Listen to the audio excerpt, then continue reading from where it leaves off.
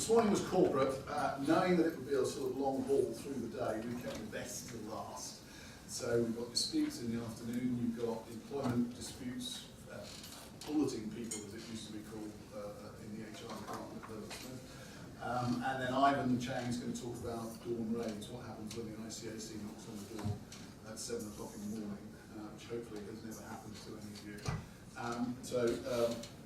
Hopefully it'll be interesting. I'm going to do the employment side of things, managing employee exits and restrictive covenants. So that's what I'm going to try and cover in the time. The employment, I'm a disputes lawyer. Most people know me. I'm a commercial litigator. I come to employment matters through the contentious side, restrictive covenants, dealing with team moves, exits, and the like. It's a big part of the firm's practice, particularly in the UK.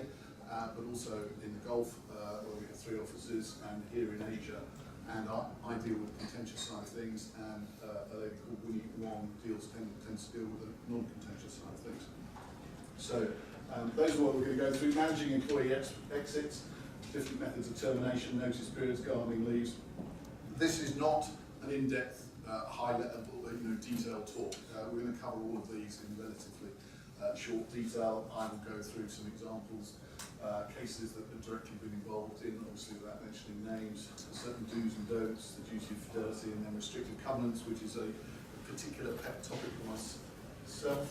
All lawyers in private practice, it tends to be something which they have a keen eye on at a certain point in their career. Right, so just talking about terminations by the employer. I'm sure many of you are in-house counsel, so this is an issue that you may well have to deal with, even if you're not necessarily on the HR side of things. Just obviously, these are bog standard, nothing particularly incisive about anything that's up there.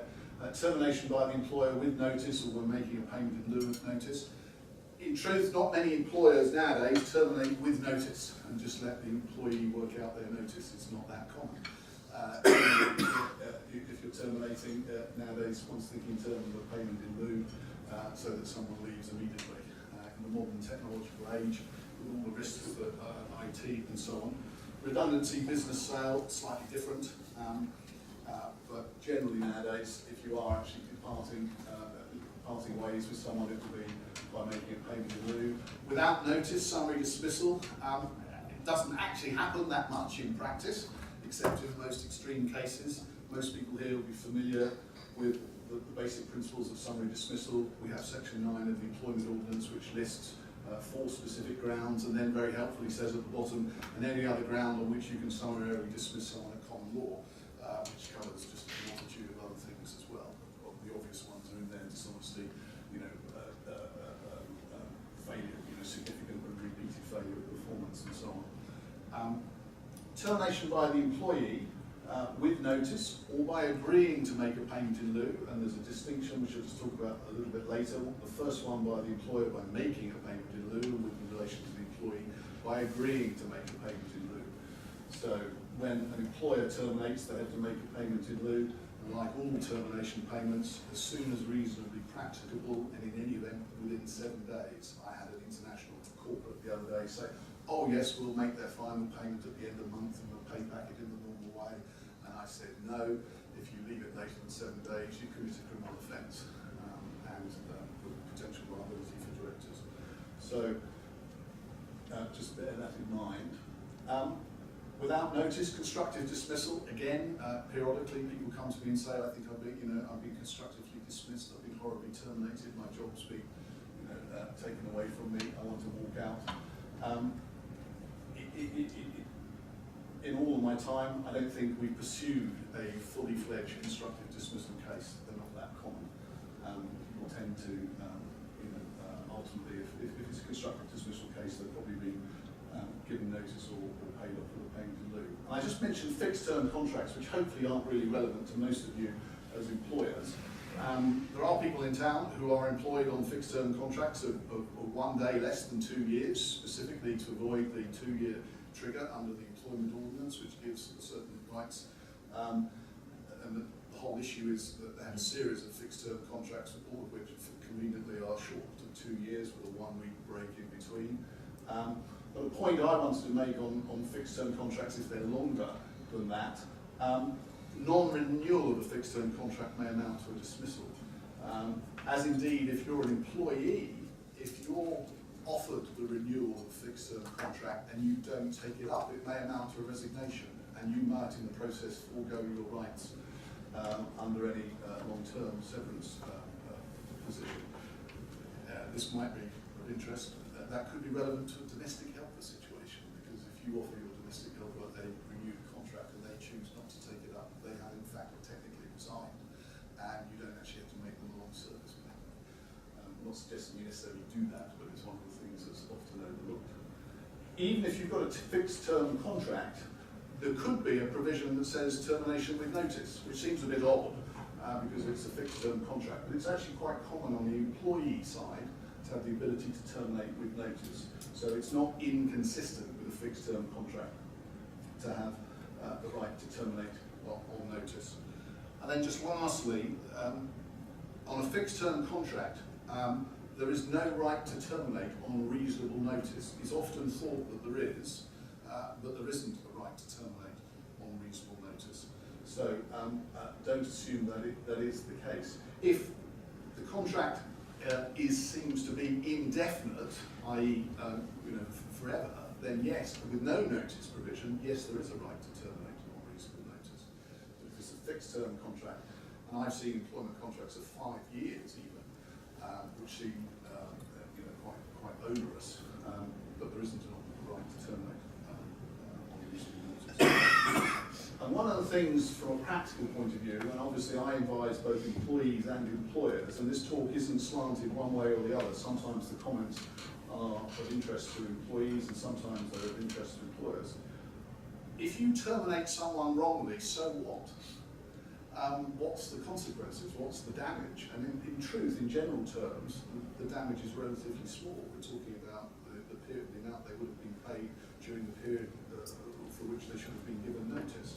Even in the most extreme cases under the ordinance, where it's an unlawful dismissal, the damage may actually be relatively limited, at least so far as the ordinance is concerned. It's $150,000 on top of what they might otherwise have received. From the employer's point of view, what have they lost? If somebody walks out early, so what? You may have lost in the sense that you have the cost of replacing that person. Most of you as employers will have sufficient staff that the absence of one person won't be critical anyway. Sometimes people talk in terms of, well, we were just about to sign this contract, and if that employee hadn't left, we would have in fact clinched this deal which would have earned us mega millions. But everybody, as everybody knows in the room, that there's quite a few causation and foreseeability issues in relation to that.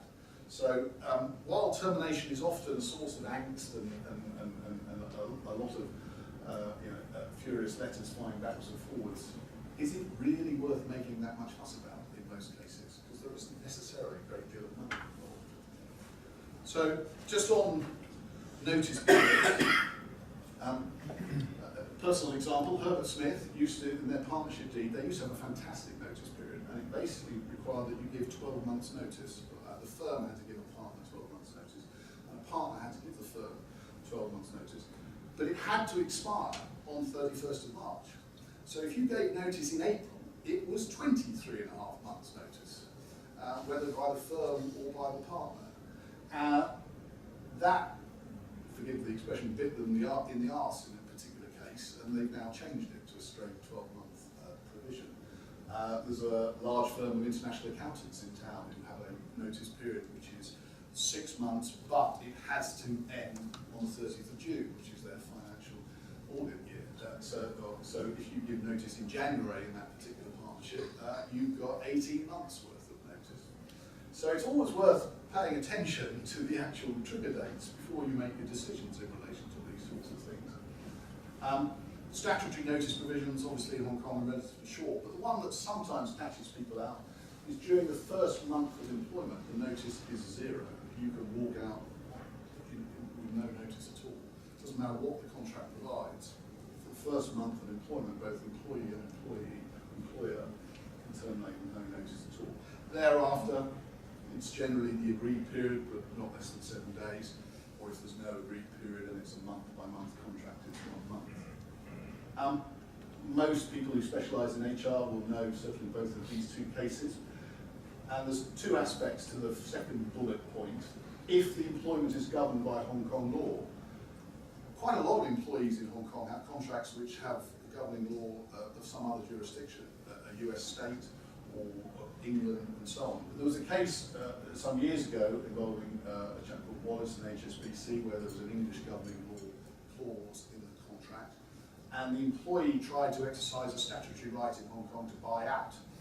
And the court, but it was only on an injunction basis, said, well, you've got an English governing law clause, Hong Kong law doesn't apply. In Cantor Fitzgerald, there was an English governing law clause. This was a full trial, this case, before Mr. Justice Addleshaw Reyes, who's no longer at the bench.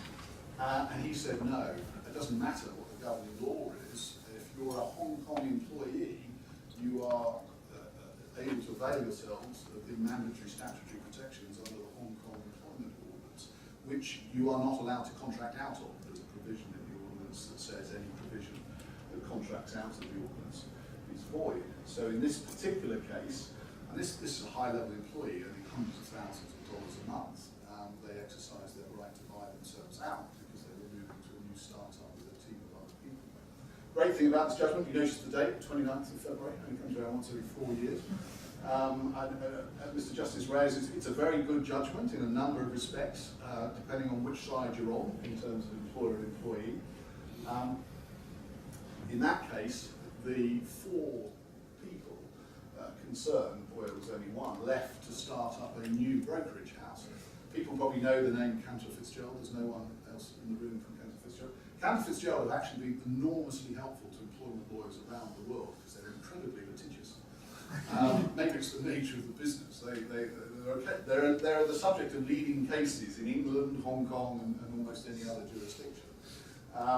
So they sued these individuals who departed, alleging breaches on a number of different levels, and they alleged breach of restrictive covenants, which we'll come on to in a bit. And basically they said we're competing. And what Reyes said was, they're joining a new startup. How can they be competing? Because it's a brand new startup. It doesn't actually compete with anybody currently. It hasn't even started. So he said no, the covenant wasn't effective in relation to them. He also attacked the time period line before. But it's a useful judgment. Agreeing to pay, this was the point I mentioned earlier. It always used to be understood that the right to buy out, which was unilateral, both employer and employee, required a payment. So the employer has to pay the employee if they buy out their notice period within 7 days. In Cowley and Yip, who have also contributed massively to the law on partnerships in Hong Kong, because they've been involved in a number of leading cases, Donald Koo, John Edwards, yes, thank you. They sued 2 trainee solicitors, I think they were. And the trainee solicitors, at the end of their training contracts, were moving to another firm and sought to buy themselves out of literally a very short period of time. And one of them tendered payment, and it was wrong by a few dollars. Because in fact, most employees couldn't themselves calculate their own wages accurately on the same basis that the HR department. So Cowley and Yip rejected the payment. Said, sorry, you haven't exercised your rights properly because the amount's wrong. And the Court of Final Appeal said no. The ordinance actually says by agreeing to pay, all they have to do is say, we agreed to pay, whatever the figure is. So the employee doesn't have to actually tender payment. And I used that decision in the case involving a chairman of a global investment bank, where the figure was hundreds of thousands of US dollars. And there was no way that he could work out what the right figure was. So we wrote to the employer and said, please tell us what the figure is and we'll pay it. And they went, no, we don't have to tell you. And you can tell from that sort of attitude, that's not really a defendable position, is it? The employee's offering to pay you money and the employer said, well, I'm not going to tell you. Just tender a figure. So we said, well, sorry, we're gone. And we're agreeing to pay once you finally tell us what the figure is. How that actually works in practice is by agreeing to pay, the employee is effectively giving an enforceable legal undertaking. which the employer can then sue on and recover as a civil debt. But as we all know, the ordinance, the procedure in relation to debt claims has changed in Hong Kong. You could possibly pay by instalments over 12 months to the court. So if you're an employee moving to a new, higher paid job, you might well work out and agree to pay, not actually pay, and then you can structure it over a period of months. Normally it's the new employer that pays, but it may well be that certain employees use it to their advantage. And actually you do see it used more nowadays than you used to. So it could be a tactical device from the point of view of the employee. This is one that always comes up, and I actually have this with partners in accountants firms and law firms and the senior executives. You'd be amazed how many senior executives don't have a copy of their employment contract, or don't have a signed one. Oh, I've got the draft. Oh, but then, and if somebody's in doubt about their contractual obligations, they just ask. And particularly in relation to restrictive covenants, there's no point in trying to enforce a restrictive covenant against someone if they don't know what it is. You want to tell them if you're the employer. You get situations where employees are given an extract with only, well, no, it's their contract, they're entitled to see it. If you want to enforce the contractual obligations. So I always just tell, and partners get very shy and say, well, yes, but if I ask, they'll want to know why. Just ask. It's not a big deal. Most people nowadays can get this sort of thing off the internet anyway. Obviously, if someone's given notice, there's no automatic right to place them on garden leave. Everybody knows that, I'm sure. You can't. The employee has the right to work to preserve their natural skills and learning. So you need provision for gardening leave in their contract if you want to send them home. And again, I suspect, looking around the room, probably everybody's got one in their employment agreement. Obviously, whether it's operated or not, often it's used as a period of sanitisation. Somebody has a long notice period, people are sent on gardening leave, and then in fact terminated early with a payment in lieu. Obviously, in partnerships, partners hate paying other partners for doing nothing. And therefore, ultimately, you think that they will actually be given release from an early, from a long notice period. It's just not cost effective. Obviously, the buyout provision is often used to shorten the effect of a restrictive covenant. If you've got a 12-month notice period in a contract and it's got a gardening leave clause in it, and there's a 1-year restrictive covenant at the end of it, that's 2 years they can keep you out of the marketplace. First period, the gardening leave and the 12-month restriction, essentially the court's not going to interfere with, because that's during the period of your contract. Restrictive covenants are subject to other public policy considerations, which we'll talk about, but that first period you may well be pretty much stuck. So you want to exercise your right to buyout, potentially, because that effectively gets rid of the first 12-month period, and all you have to deal with is the restrictive covenant.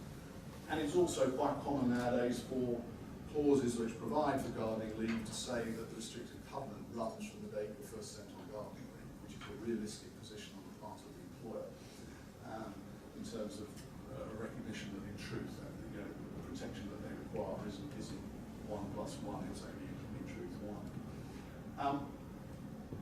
I'm always asked, I don't know how many, I shouldn't ask this, I will ask if anyone's ever been on gardening leave. Don't answer. Maybe some of you have, maybe some of you haven't. I'm always asked, what do I do? What can I do? Do I have to stay home? Can I go on a holiday? The fact of the matter is, while you're on gardening leave, all duties of an employee continue. You're still an employee. You still have to have regard to and respect your obligations to your employer. You can't obviously go and start work in the offices of the person where you ultimately intend to work. You can't do that. Do you have to stay home? No. And people say, well, do I have to keep reporting in? And the simple thing is discuss it, work out what you're going to do. If you're planning to take a holiday, just send in an email. I'm going on leave. I'll be contactable via. You don't get employers being silly and saying, coming on Monday, Wednesday and Friday, or just to mess you around. It doesn't happen in practice. They don't want you in the office. It's intended to sanitize you, not just from customers and clients, but also from other staff. So often people tie themselves up in knots. Now, what I say to people who say, well, look, I'm going to be out, they're keeping me out in the marketplace, you know, play a lot of golf, play a lot of tennis, have an active social life.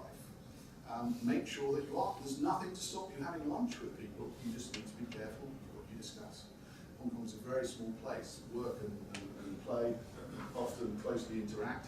If you're worried about maintaining your profile in the industry, where it often gets difficult is people say, well, there's this industry conference, can I go? Well, clearly your current employer is not going to pay for you to go and wine and dine people at some event. Do you have to tell them that if you go to such an event on your own time? Well, probably not, no. You tell them you're out of town. But you've obviously got to be incredibly careful how you present yourself at that event to make sure that you don't actively represent yourself as still being in a position that you previously held. You've got to be very careful about that sort of thing. And that's the point I mentioned earlier, which is that the court's power to interpret and vary the terms of any restraint is greater during employment than after it. In terms of, there's a blue pencil provision issued in relation to restrictive covenants. Generally, the covenants stand or fall. If they succeed, fine. If they don't, they fail.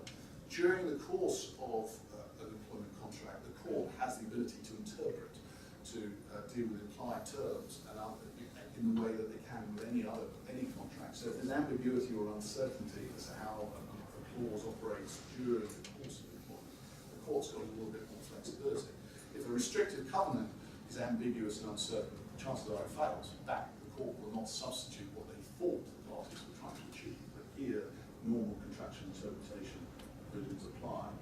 But as I say, the court will not normally vary the period of notice, and notice periods are actually easier to enforce than restrictive covenants. I mean, everybody's got restrictive covenants, but the number of cases in which they're litigated and the number of cases in which they're enforced are somewhat less. It's one of the things that often surprises international corporates when they discover that they can terminate people in Hong Kong for almost no reason. And in truth, they can do so for no reason. They don't have to give a reason. Elsewhere in the world, there are long processes of consultation, you know, last in, first out, consult with the Employees Association, go through some comparative exercise, and people have to, you know, jump through a whole series of hoops. In Hong Kong, you can simply give contractual notice without any reason at all. Now, there is, however, and this is often forgotten, there is an unreasonable dismissal provision in Hong Kong law, where if someone has 2 years of continuous service, the employer may have to later be able to justify why they terminated someone, if forced to do so. And there's a presumption, if an employee post 2 years is terminated, that they have in fact been unreasonably dismissed. But the presumption is fairly easily rebutted by showing a valid reason. And the valid reason includes they're not very good at their job, and all of the other similar sorts of valid reasons. The reasons for which, in fact, you normally terminate people. So it's not something to be concerned about particularly. If you are in fact terminating someone properly for justification, obviously not summarily terminating, you won't have any difficulty satisfying the obligations of that clause. And as I said earlier, if you did it all wrong, you'd have to pay them the notice that they would otherwise be required to be entitled to receive. You'd have to pay them any other statutory benefits, long service, and the like. And you might, in the worst case scenario, have to pay a penalty of $150,000. So we're not talking mega millions here in terms of the sort of downside. And then unlawful dismissal, everybody has to bear these issues in mind. Maternity is an obvious one. Statutory sick leave the statutory sick leave law in Hong Kong is a nightmare. You can terminate someone who is on sick leave as long as you do it on the first or second or third day. The statutory sick leave actually only comes into play once you've done 4 or more days. But of course, the employee, being smart, if you terminate them on the first or second or third day, will miraculously be sick for 4 days, produce a sick certificate, and your termination retrospectively becomes unlawful. It's just a quirk of legislation. It's madness, but statutory sick leave only applies to periods of sickness of 4 or more days, and therefore the protection from termination only applies employ, you've got to move really quick, if they're off the first day. Trade union membership, yeah, probably not a relevant consideration for most people in the room, I suspect.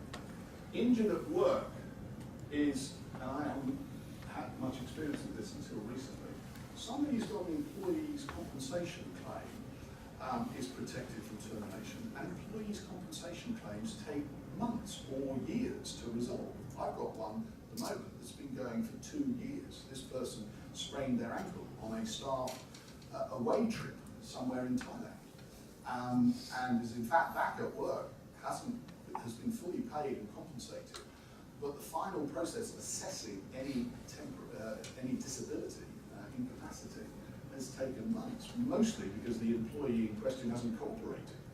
And in fact, there is a process by which you can accelerate it and force the issue, but in this particular case, dealing with a section of the Labour Department, it hasn't been operated, and this individual has basically been swinging the lead, to use an old expression, for 2 years, and the employer has not gripped the issue. So just be wary of that one. Serving as a juror, obviously if you're on the clock trial at the moment, that can be fairly disruptive. A lot of people try to get off that trial. Clearly you can't be dismissed while you're doing public service. It probably doesn't apply to many of us, because most of us I'm sure will be exempt. And then the anti-discrimination legislation. That is a whole talk or more on its own, and that is hugely expensive if you have to address it. There are potential for general damages in the anti-discrimination legislation. Common, if it was a 6-month notice period, double that to 12. Hurt feelings and so on. So whenever you're terminating someone, it has to be on your checklist, and the categories of protected categories are likely to be enlarged shortly. There's one question around the injured at work. Yeah. Are you aware of cases in Hong Kong about mental stress or stress related at work? I had one in relation, even in relation to the discrimination legislation, disability here includes temporary disability and it includes mental disability, which could include depression. And therefore, yes, and it could come under both heads, you're quite right, and incredibly difficult to deal with. It's actually, as we all know, quite easy to get a sick certificate from a doctor in Hong Kong, or a few more days off. There is a suggestion that the protection in relation to someone in respect of at least the disability legislation should in fact be slightly narrowed in terms of an incapacity type aspect. But I would say yes, it does include.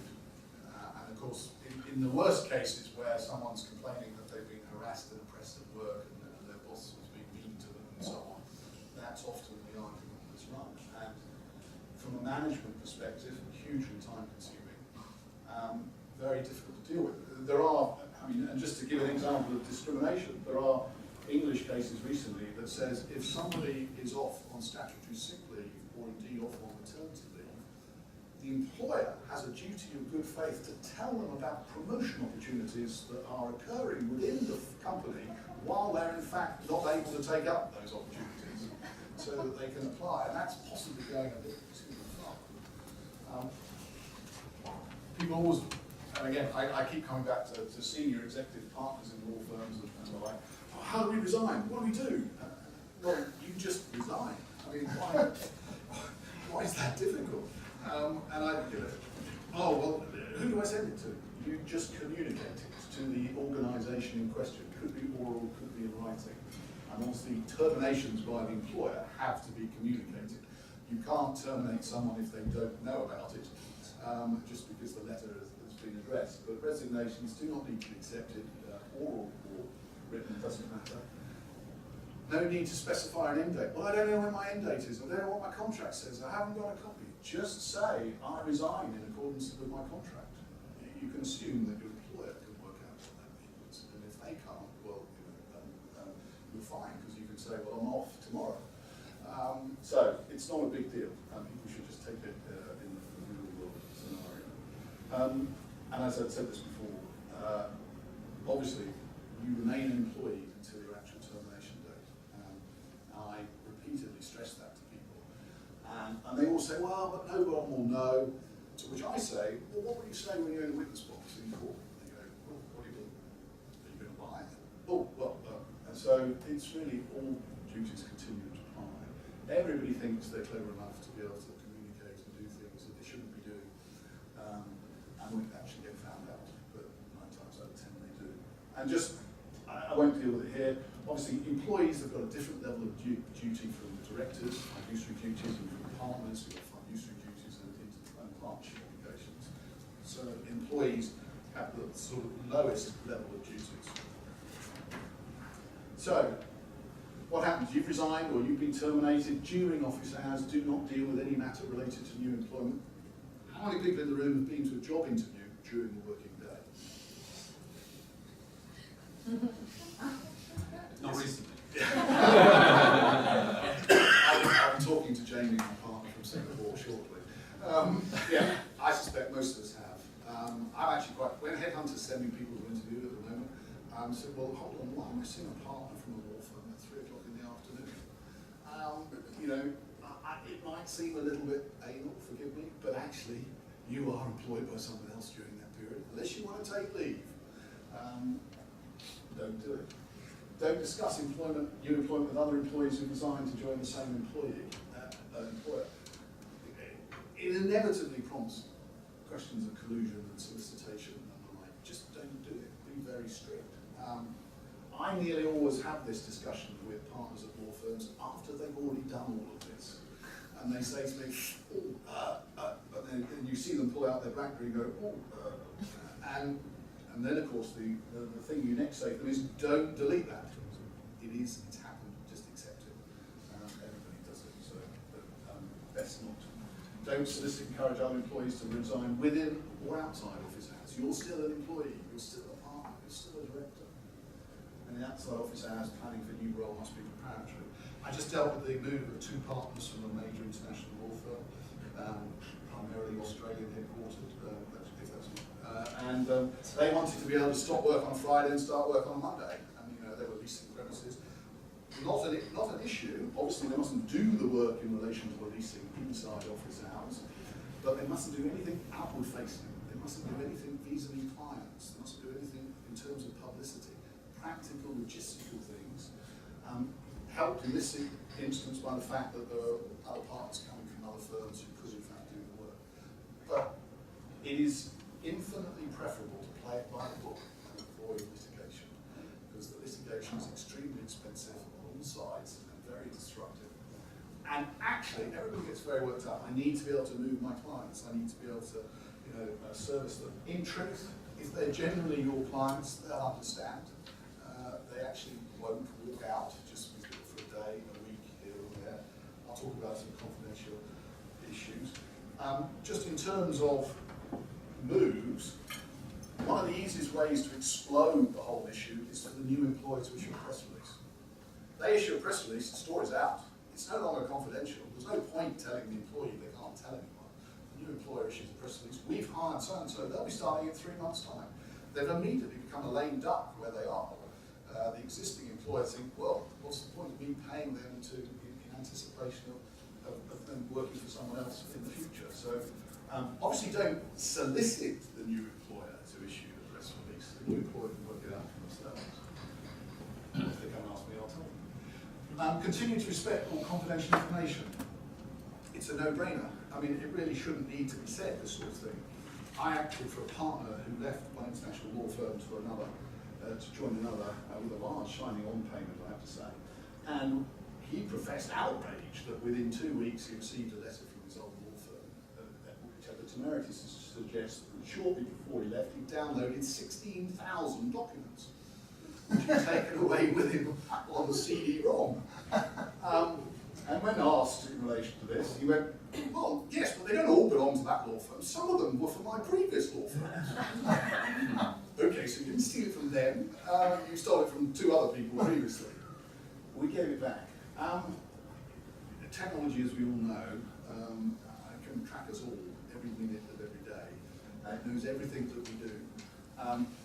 Another one, investment bank, someone was given a redundancy proposal, generous redundancy proposal, several months, and this was after 3 or 4 rounds of global financial crisis belt tightening. So the packages got worse and worse the longer this process went on. This person was, they were unhappy to be told they were going to be made redundant, but they were going to get 4 months or 6 months. They went back to their office and sent themselves 16 emails at home with their contact lists and other materials attached to them.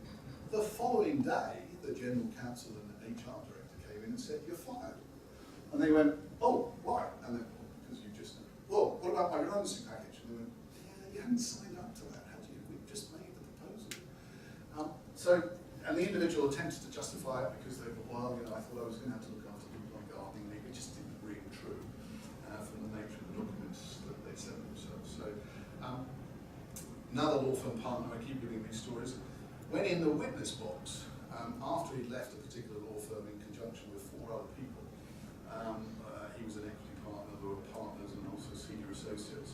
It was later revealed that they had communicated amongst themselves regarding their exits and clients and so on. And then he deleted large amounts of material from his home computer.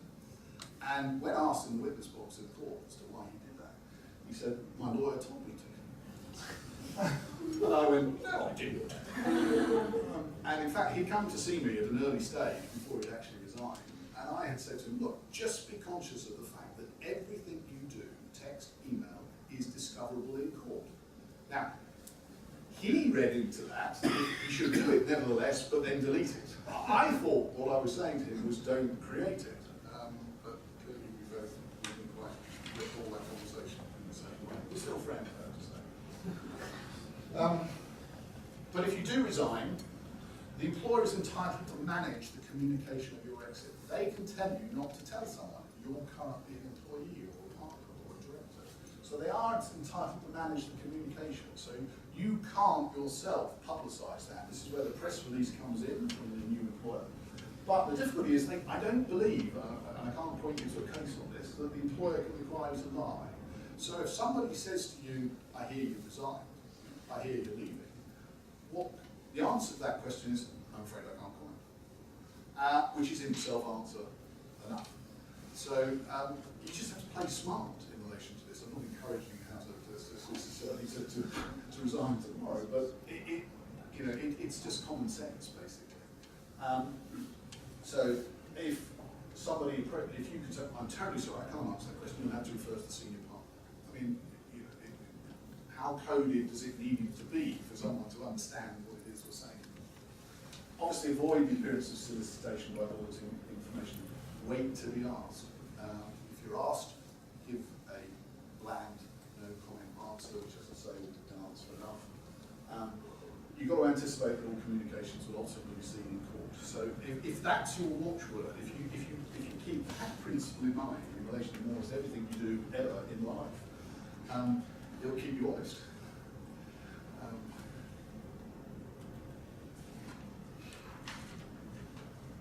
So just the duty of fidelity and good faith. I mean, those are some of the things that employees obviously can't do, and as you get to directors and partners, the obligations become ever more onerous.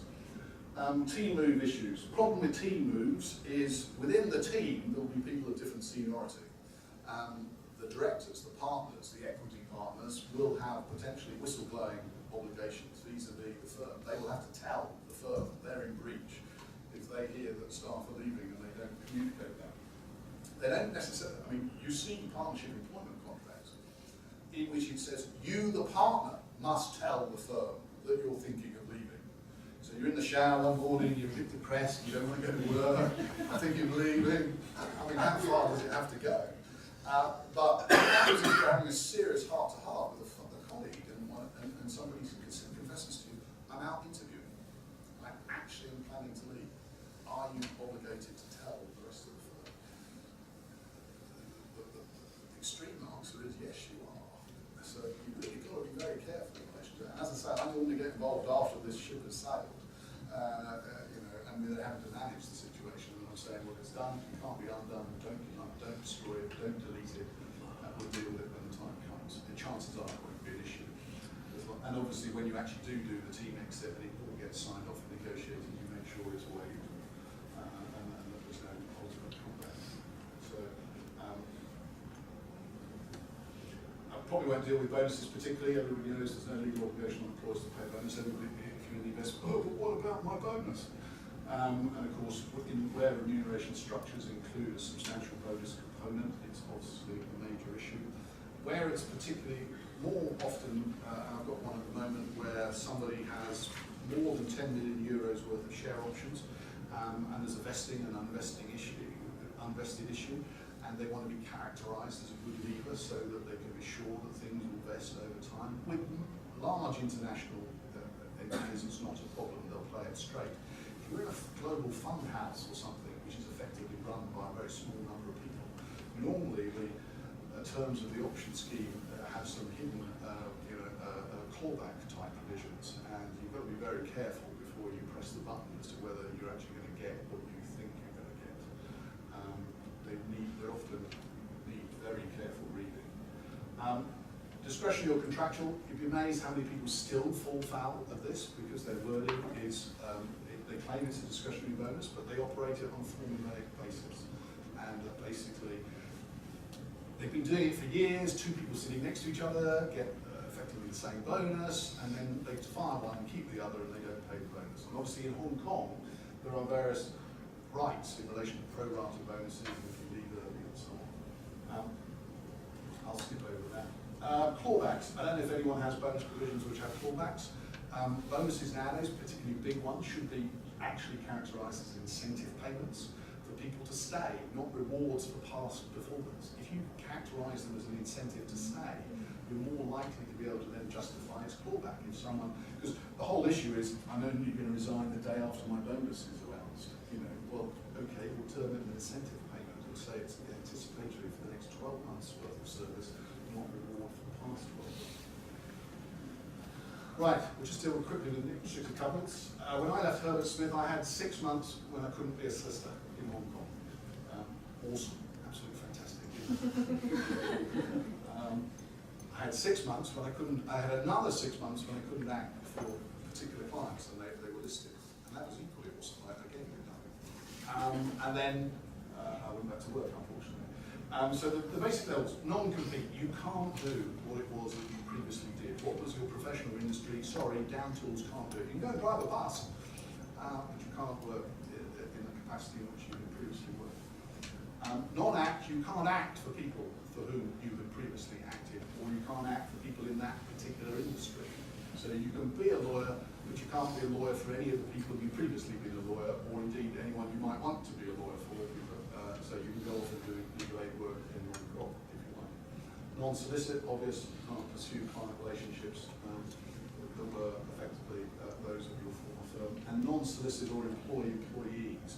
And the employees is often the contentious one because that impacts on the employee in question. What happens if you play it completely straight, you leave, you don't solicit anyone, and your staff love you so much, as do mine, that they apply to join you, but there's a provision in your contract that's in your restricted covenant that says you can't employ them. Well, that's damaging them, not you. I mean, both in practice. And generally, in terms of cascading level, this is the least easy to enforce because of the impact it has on the individual. So, everybody knows this. Restricted covenants, the starting principle is void as a matter of public policy unless there's a legitimate interest to protect. They must be no more than reasonably necessary. So you've got to work out what's the lowest. And if you work out what's the lowest, I'd then tell you to pitch it a little bit lower. And then you'll have a covenant that you know is enforceable. And reasonable with regard to the public interest. There are certain things in respect of which you can't try and restrain. Objectives, protect trade secrets and confidential information. That's clearly the key one. Although both of those can be protected in other ways as well. Goodwill, renewing the business connection, the client relationship. And then stable workforce, which is the argument used as to why you can't solicit employees or hire employees. Because there is a benefit, clearly, to an employer in floodgates, preventing lots of employees following the same person. Because even if they don't do any of the things they shouldn't do, simply the mass movement of a group of people from one location to another will have a competitive impact. Contrasting employees, partners and owners, obviously covenants are more likely to be enforced against owners because they've sold the goodwill of the business. You can have a covenant to keep you out of the business for the rest of your life. If you've sold a mega $1 million business and somebody says, well, we don't want you to open up tomorrow and start another garment company or whatever, that isn't unreasonable, depending on its potential. Partners amongst law firms, accountants, senior management, managing directors, chairman and the like, still perfectly common and reasonable. Employees, less easy to defend. I'll mention it later. I had one particular situation where every single employee in the organisation had a restrictive covenant, even the receptionist. Now you might laugh, but of course the receptionist is in fact the person who knows every client. And a good receptionist, as we all know, is worth their weight in gold. So perhaps it's not so silly, but they have the same level of restraint as the managing director. Well, that clearly can't be right. So the beneficiary has the burden of showing a basic test to satisfy. So the person seeking to enforce the covenant. And then the availability of other protections. One of the arguments used against restrictive covenants will be you could have done it in another way, which is less intrusive. The law of confidence obviously exists. A lot of this is interlinked with the law of confidence. They're using pricing information, they're using client contact information and so on. You'll send a chicken type issues about whether you can recreate and address this in your head. Or express additional consideration. Quite common nowadays in investment bank situations to see payment of basic salary during the period of restraint. It'll probably be short, it'll only be a 3-month period, probably maximum 6, but somebody might get paid their basic salary while they're subject to a restrictive covenant. Not the big juicy bonus that represents most of their income, but at least their basic salary. As most people probably know, in China, generally if you want to enforce a restrictive covenant, you have to pay. So, common pitfalls, one size fits all. Absolutely doesn't. Different positions require different restraints. Often restraints are not reviewed after the commencement of employment, and bear in mind the relevant date to assess the reasonableness of this restraint is the date you sign it, not the day they walk out 10 years later. Because if they've been any good at all, what they're doing 10 years later is not what they were doing when they joined. I had a situation with an Australian international investment bank, tightly drawn restrictive covenants, perfectly reasonable in their own right, potentially enforceable. But the individual was now seconded to a joint venture with a Hong Kong corporate to establish a completely new fund, which he'd been working on for the last 18 months, 2 years. And the covenant provided that he couldn't work with clients he'd been involved with for the last 12 months. We didn't have a client. He'd been developing a new business. And he was slightly surprised when I told him we've got no covenant at all, because the one that you've got doesn't apply to who you now are and what you are now doing. And often people miss that. Realise. So change of roles, they've got to be reviewed. You've got to look at them on an ongoing basis. We again had one the other day where a business which had the success of it hadn't really been anticipated and the covenants hadn't been adjusted to reflect the success. So, how are we doing for time? Really done. Covenants are strictly construed. Courts don't rewrite covenants generally. Clear and ambiguous words are required, and if they're not, it will work against the person trying to enforce them. Australians in the room, there are certain places in Australia where you can have what are called cascading covenants. And that's a covenant that says, this is a simple example, you're restrained from working within 3 miles of this office, or 6 miles, or 9 miles, or 12 miles, whichever one of those the court thinks most is reasonable. And for 3 months, 6 months, 9 months, or 12 months, whichever one of those the court thinks reasonable. And you've got this multiple sort of permutations. And I dealt with an earlier departure from an international law firm headquartered in Australia. And at that time, they had their Australian covenant in their Hong Kong documentation. And it listed all of the 3 potential criteria. Geographical restrictions. They listed every single country in Asia that I could think of, and then said any other country in Asia I could. We've gone down, we're in Brunei already, I mean, how many left? And then they listed periods of 3, 6, 9, 12 months, and then they listed different categories of clients. And then they said, any one of these that the court thinks is effective. And they said, well, we had that blessed by an Australia leading counsel. And I went, they won't be Australian by any chance. And we just ignored it and said, sorry, you've got no workable covenant. And I know from looking at their documentation more recently that they changed that covenant. So, cascading covenants are not common anywhere, but most other places in the world anyway. Only limited scope for loose pencil saving. If you wrap it all up in a single clause, and some of it doesn't work, you risk losing the whole clause, so break it down into its component parts.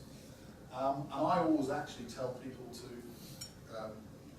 layer it: a short period of complete restraint, a longer period of non-act, or and a longer period of non-solicit. Because everything. What's the point of having a non-compete covenant for 6 months and a non-act covenant for 6 months and a non-solicit covenant for 6 months? If the first non-compete works, you don't need the other two. Make it more reasonable. Non-compete for 3, non-act for 6, non-solicit for 12. Then you've got a whole layer of potential restriction. There are lots of issues, obviously, particularly with global businesses. What are you trying to protect? Are you trying to protect the Hong Kong business, the Asia business, the clients of Hong Kong, the clients of the world? Accountant's firm clause that I looked at some years ago basically seemed to cover 74 different jurisdictions, and that included several in South America. I'm pretty sure the audit partner in Hong Kong really didn't have anything to do with the audit practice in South America. And the organisation employed on their own website 74,000 staff. Well, the covenant that purported to prevent someone from working in relation to competing with all of those businesses clearly wasn't going to be enforceable. It's an objective test. This one is always used against senior executives, but you signed it. You knew what you'd agreed to, therefore it should be enforceable. Sorry, no. Yeah, of course I signed it. And I didn't think it was enforceable, and therefore I signed it. Now, that sounds a bit smart when you say it, and obviously doesn't go down well, particularly in court, but actually that is the position. Of course you signed it. It's in your contract. Doesn't mean it's enforceable. The test is an objective one, a public policy one. I mean, it might have some prejudicial aspect. I did a law firm case here where they were suing a partner for a covenant which was a 7-year restraint from acting for clients of that firm in the previous 3 years. And they had had some success with previous restrictive covenant cases, and they in fact increased their covenant from 5 years to 7 years, which I thought was a bold move, to be honest. Unfortunately, as it later was revealed, they had had an internal straw poll not long prior to the case kicking off amongst their own partnership, and 95% of the partnership had voted that they thought the 2-year restraint was perfectly reasonable. So it made it really quite different. It wasn't strictly relevant to the question of whether or not the clause should be upheld, but it just didn't look good. That they had all actually said, well, we don't think we need anything more than 2 years, and they were trying to uphold the 7-year clause. So, a large number of restrictive covenants are poorly worded boilerplate. They are. I mean, obviously, when you go into a new contractual relationship, it's the usual issue as to how much time is spent on the joining provisions, how much time is spent on the exit provisions. The joining provisions actually are not often as important as the exit provisions. Please, we all do this. We look at a contract, all the key bits seem to be at the front. That gets worked over and worked over and worked over 10 times. We're all a bit bored by the time we get to the last half or the last third, and it doesn't get the same attention. Oh yeah, that's our standard wording. Well, standard wording might not be right. They're often overly complicated. They are often the worst drafted piece, and they've often been hacked around by different people at different points in time. So the time I get to see it, I can't make head or tail of it. And that means it's not good